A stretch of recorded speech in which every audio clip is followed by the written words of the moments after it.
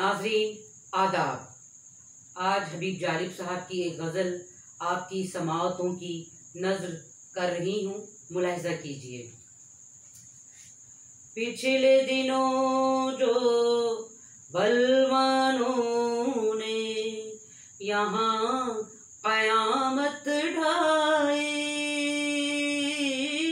उस पर क्या क्या दिल रोया है, पूछना शाह भिटाई, पूछना शाह भिटाई।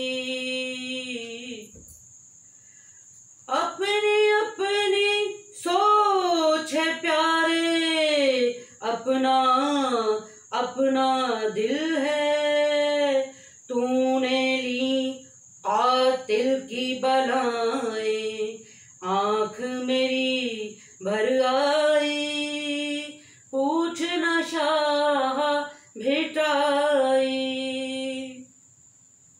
मैंने इतनी दूर से खून बहने का शोर सुना है, पास ही रहने वालों तक कोई आवाज ना आई, पूछना शाह भिटाई।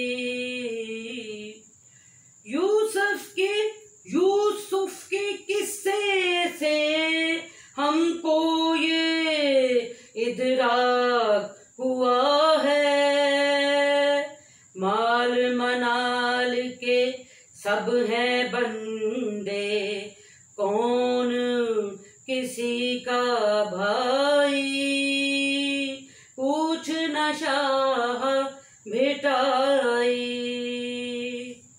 तख्तो ताज की अफसुकारी अंधा कर देती है, हर सच की पहचान से आरी होती है दायराई, पूछना शाह भिटाई।